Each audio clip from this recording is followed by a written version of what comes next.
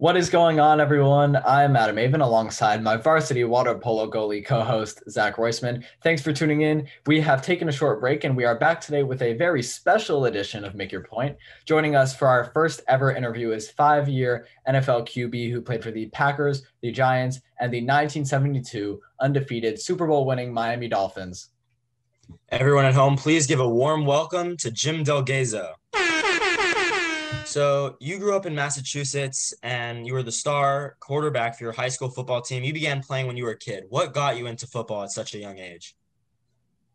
Oh, it's funny, Zach. When I was in the 6th grade, my older brother was a senior in high school, and they had a team that went 8-1. I went to every game. They lost late in the season. It was a fun experience. And I thought, that was my goal in life at that point in the 6th grade was to play high school football after that. Mm-hmm. So that kind of did it. I never played. There was no organized football when I was a kid. So it was just a matter of witnessing that season, really. Okay. Yeah. Yeah, for sure. So after that, well, obviously I want to talk about the current Dolphins and football in a little bit, sure. But sure. I got to ask first. So how has the game changed from back when you were playing, not just high school, but college NFL to now?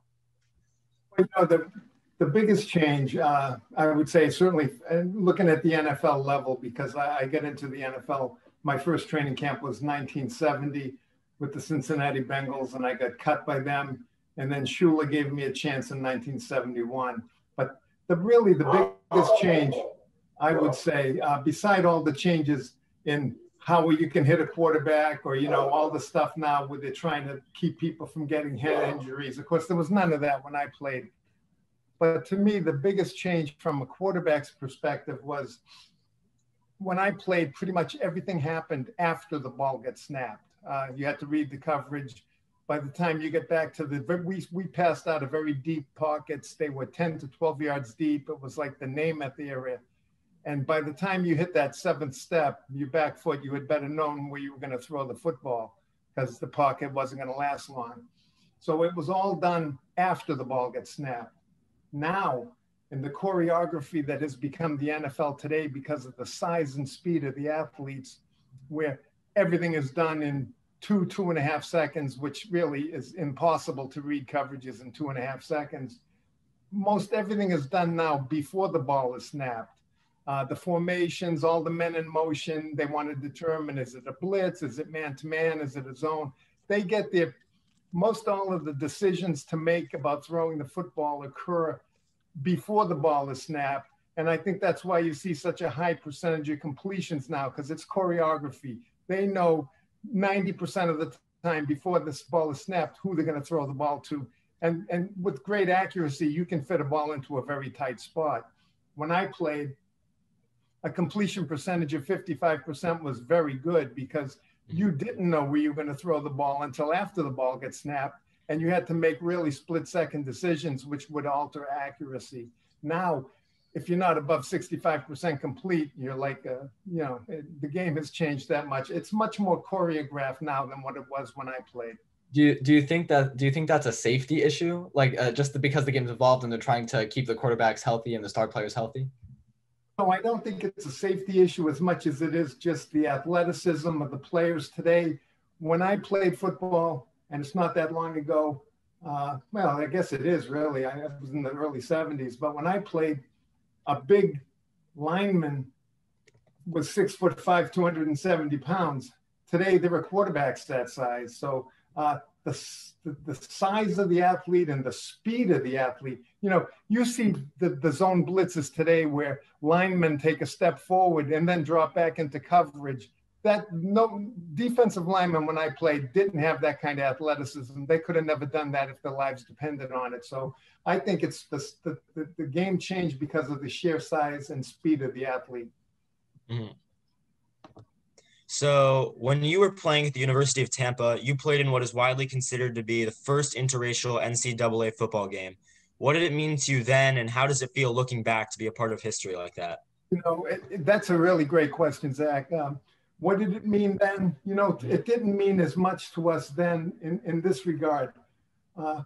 even though in high school I played in an all-white school, and we didn't realize, you know, that segregation was what it is, you know, in the early 60s, we didn't really understand about segregation.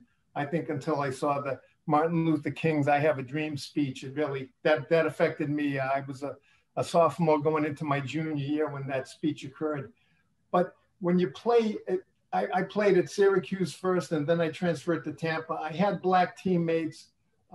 We didn't think that much of it, you know, even though Tampa was mostly a white team. We had 18 out of the 22 starters were white. We didn't think of it as so much of a black and white issue as what it really was. We didn't understand the way our coaches did that this was a big deal. What it was we were both 8-1 football teams. They were very good. We were very good, playing the last game of the season. And we wanted to beat them the way we would have wanted to beat any school. As it turns out, losing, we lost 34-28. It was a track meet, really. It was a very high-scoring game. The offenses dominated. They made a great stop on us late in the game that won the game for them. We were inside the 10-yard line. I had my last four throws as a college football player went incomplete at the 8-yard line. They stopped us, and it preserved their victory. There was lots of things that have changed, but it was a huge win for them. It validated their program, and it validated their ability to play at that level. And the coach, a legendary guy named Jake Gaizo, when he retired from football, he was asked if he could pick one game out of his entire career, which game would he come to? And he didn't even hesitate. He said the Tampa game because it validated their program. So that was good enough for me. I was glad at that point that we had lost the game when I heard that. Mm-hmm. So I love that one game had such a big impact on your career as a football player. And right after that game, you said that was your last game, and you went undrafted, but like you went to the Bengals, cut the training camp there, signed by the Dolphins in 1971, and you were with them for your rookie season, and then your second season in the NFL was the historic undefeated perfect season, yeah, in 1972, which is just crazy. Your second year in the league. So how big of an impact did that 1972 season have, not only on your career, but your life, and just what was it like being a part of it? You really, that's a great question. It's funny at the time, you know, being part of that team, being with Shula. Shula was just a brilliant guy, charismatic. He was the quarterback coach. So I spent every day with him in meetings. We spent hours and hours together discussing theory, all the quarterbacks, not just me, of course. But, you know, my rookie year with the Dolphins as a free agent, an undrafted free agent, it was a one-day renewable contract. You know, every day, you know, if you didn't do good on Monday, you were cut on Tuesday. I mean, we had 37 free agents and undrafted rookies in 1971, and 4 made the team. I was one of the 4. That was a very good team. They were very young. There wasn't many spots on the roster. And, but you know, being part of that and then going the next year to the perfect season, it's funny how that played out, because we ended the year in 1971 with a loss in the Super Bowl, and we really got embarrassed by Dallas. They were a better football team. We really didn't belong there. We had the great win against Kansas City. We had the great win against the Colts. We were really, we didn't belong in a Super Bowl in 1971, and they kind of humiliated us. But that team took it personal, and it was from that point forward, the goal was to win the next Super Bowl. Now, along the way to winning the next Super Bowl, we happened to go undefeated. But it wasn't like that was ever the plan. And, you know, and the news media didn't even realize it, I don't think. It wasn't like now with this tremendous pressure on a team where they get noticed, oh, they're 10-0, they're 11-0. Now it's like a really big deal, and the pressure mounts on a team. With New England in 2007, when they should have won, they were undefeated. They were 18-0 going into the Super Bowl. The pressure made them crack. I mean, let's face it. They were the better team, but they lost. And they cracked under the pressure. We never faced that pressure. We were 14-0, and it's like no one even noticed. You realize we had to play a playoff game on the road, even though we were 14-0. We were 15-0, and we had to travel to Pittsburgh to win the AFC Championship game. It's because in those days, it was predetermined before the season which teams were going to get to the playoff game. So it was like it was unnoticed, and we never really felt the pressure. But to us, the pressure was always the last game of the season, and that was the game that we felt the pressure. But we were 16-0 at that point. So, and then it happened, of course, and we won the game, and we should have won by 4 touchdowns. But Shula was never a great coach with the lead. He was always trying to run out the clock. We started running out the clock in the middle of the second quarter when we were at 14-0. That was the way Don Shula, that was the one flaw maybe in his personality. He was a brilliant, brilliant coach, but he was a little conservative once he got ahead. And he had a great defense, and he figured he could leave it up to the defense, and quite frankly, it worked. But being part of that, as now that it's happened, it's almost 50 years later, and we're still the only ones, we're not looking to share history now with anybody. We want that piece of immortality to stay just with us. Hopefully it will for a while. Hopefully, yeah. No, it's so difficult now for teams to go undefeated. And you look at what's going on now. If they expand the schedule another game, which apparently they're going to make it now 17 regular season games, and the playoffs, a team is going to have to go 20 or 21 wins to win a Super Bowl.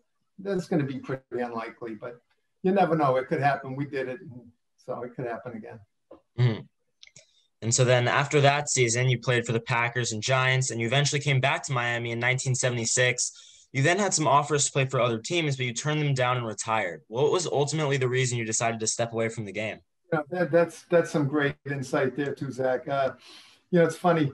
I was a left-handed quarterback, and when it wasn't fashionable to be a left-handed quarterback, when I was in Cincinnati, and it was obvious to me I was the best quarterback there, even though it was an undrafted rookie. I could tell that they weren't as good as I was, the guys I was up against.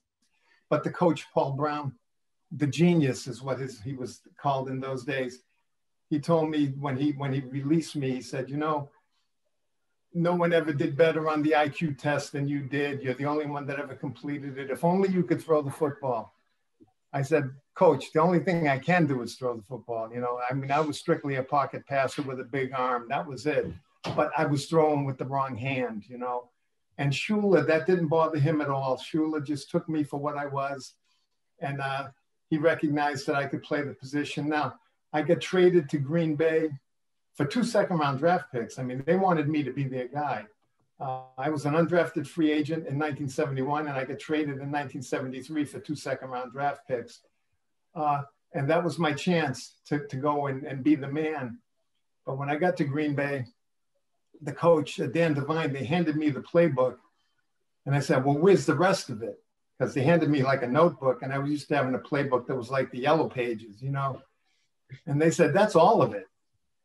And I remember walking out of the office and calling my wife and saying, I think I'm in a lot of trouble.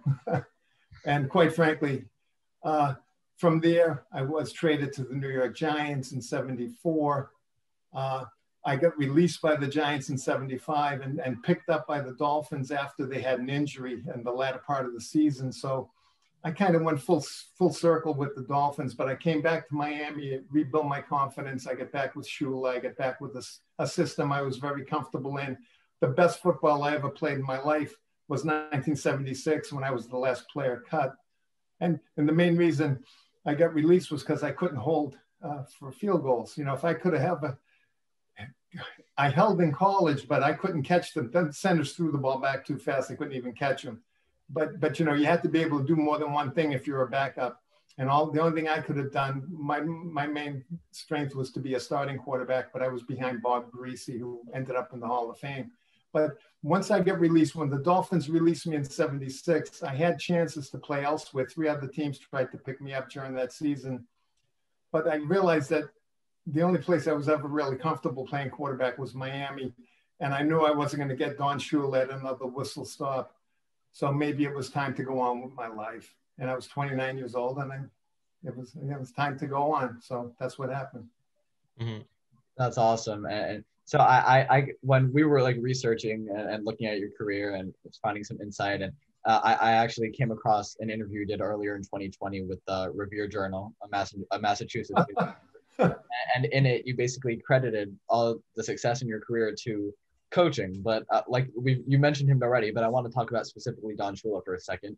And about Coach Shula, you said, I wouldn't have had a pro career except that Don Shula was smart enough to realize that it didn't matter if I was left-handed or not. Could I play football? And he understood that and gave me a career. And then you also said that he's a genius and the Belichick of his era. So obviously the late, great Don Shula passed away earlier in 2020 at 90 years old. And I read that you actually got to see him for his birthday a few months prior to his passing. So just how special was it to be able to see him then? And what kind of impact did he have on you and your life? No, it's really, that's a great question too. You know, my career began and ended really with the Dolphins, and it went full circle. And Shula, yeah, I think he would have loved to have kept me, but, you know, roster limitations being what they were, and Earl Morrall was the holder, and then Don Struck became the holder, and Don Struck had drafted the year they traded me to Green Bay. So if I could have been a holder, maybe I would have had a 15-year career. But the point is that's all irrelevant. Luckily, I didn't play long enough to get my brain scrambled, and I can still talk and walk and chew gum at the same time. And unfortunately, some of my friends and teammates can't, and it's really discouraging when you're around that. But as far as I got no regrets, Shula was a great guy. He ended my career. He ended a lot of players' careers, but we all loved him and respected him because of who he was. But I had coaches that if I saw them fall over dead in the street, I would probably step over their bodies. I had coaches like that totally meant nothing to me. Shula meant a lot. And seeing him right before he died at his 90th birthday party, and really we were there 2 weeks before the pandemic started, so we were lucky, my wife and I, that we didn't get coronavirus, you know, at that gathering, because there was lots of people and we were all indoors and we're all sitting together. But it was important to see him. And it was a shame that the way his life had ended. Yeah, he was in kind of a wheelchair at the end. He really couldn't walk, but he was sharp as a tack. And the last time he saw us, he said to my wife, "Are you still hanging around with this guy?" So, you know, he was Don Shula, and one of the most special people that ever came into my life, really. And so, as a quarterback, as a former Dolphin, a Dolphin fan, what have you seen in Tua that makes him look, or do you think he is the man for the job? And what do you think the future is for the Miami Dolphins right now? But, you know, I mean, I was so happy with the year they had. I mean, you guys watched them start the season last year where they were 0-7 and looked like a good college team would have beat the crap out of them. They've come a long way since then. They were a very young team. I love the young running backs. I love that kid, Gaskin and Ahmed. They were teammates in college. I hope they don't go out and take a running back with the third pick in this year's draft, because I think those guys can do the job. But, you know, with Tua, it's hard for me to say. He needs to be given a chance, okay? But what they did this year wasn't fair to the team. It wasn't fair to Tua. It wasn't fair to Fitzpatrick. I mean, I was never a Ryan Fitzpatrick fan, but what I saw him do as a leader with the Dolphins last year, when he won 5 out of their last 9 games and they became competitive, that you could see his teammates loved him. They hugged him, they grabbed him. He was always being hoisted in the air. This team started the year 0-2, but, you know, and I thought they had a terrible defense. Turns out their defense was great. But, you know, Fitzpatrick, I'm not sure why they made the change to Tua. It was premature. You know, he was coming off major surgery. He never had any training camps. He never had any of the mini camps, any of that stuff. It's hard to really judge him. I think he's got a lot of confidence in himself, but I don't see the arm strength in him that I would like to see. I mean, he's certainly not a Josh Allen. That kid could throw the ball through a brick wall. I mean, what an arm on that kid. But, you know, I'm not sure about Tua, but I think that what they did to Fitzpatrick was wrong. I think that was the front office. I don't think it was the coach's decision. I think that was a front office decision. And I hope Tua turns around to be a great quarterback, because, you know, the team went 10-6. They showed a lot of promise. I love Devontae Parker. I love Gesicki. And it was Fitzpatrick that resurrected both of those guys' careers. They'd probably both be out of football if they hadn't have hooked up with Fitzpatrick last year. So it just shows you how that stuff goes. And especially with the 7th playoff team too, a team going 10-6, usually in the 6-team playoff, a 10-6 team makes the 6-seeder, makes the playoffs at least, right? So that should have been good enough to get in the playoffs. I mean, look on the other side, you have an 8-8 team and a 7-9 team in the playoffs. I mean, what are you kidding me? That they need to do something different about the way they do playoffs, I think. But at 10-6, they were the odd team out because all those other squads won 11-5, I guess. Yeah. But well, Mr. Del Gaizo, thank you so much for joining us today. We really appreciate it. But before we go, I just have to ask, who is this year's NFL MVP, and who out of those 14 teams in the playoffs is going to win the Super Bowl? It's hard to go against Kansas City, but if anyone is going to beat Kansas City, I would say it would be Buffalo. Buffalo's the team I'm looking up for. They look awfully good right now. An MVP? And an MVP candidate? Does anyone stand out to you? MVPs, it'll probably go with they'll probably go with what's his name, Aaron Rodgers, because of his resume, and he's had a good year, very good year. And of course, Mahomes has got he's got the reputation of being the second coming of Christ. But I tell you what, if Josh Allen plays up to his ability in the playoffs, he may be the guy that could come in there and turn people's heads. I mean, he's got tremendous physical ability. He was a flop last year in the playoffs. He killed his team at the end of that game. If you guys saw the game I'm talking about with Houston, he killed them when he mentally went into a walkabout. But, I think he's going to turn things around this year. I'd love to see that kid play up to his ability in the playoffs. And I'd love to see Buffalo win that Super Bowl. But so that's where I'm coming from. Even in the Dolphins division too? Hey, they're there. What are you going to do? They made – you got to give them credit. They built their team around that kid. They gave him some receivers. Look, his rookie year, he had nobody. And look at what they surrounded him with. And the Kansas City did the same thing with Mahomes. They surrounded him with talent, so – they're serious about it. So you got to give them credit for that. But the Dolphins, I'm still not sure about their front office. Yeah. Well, thank you so much for coming. We hope that everyone enjoyed this special episode. And thank you, Mr. Del Gaizo, for being our first official interviewee. It means a lot to us that you came. Thank you so much. I enjoyed it. Thank you. Yeah, everyone, make sure to subscribe to our channel, give this video a big thumbs up, and go follow all our social medias. And we will see you next time. Apologies to our dear friend Shaquille O'Neal. Sorry we couldn't get you on the show this time, man, but we will try next week. Thank you guys for watching. Make sure to like and subscribe. And remember the golden rule.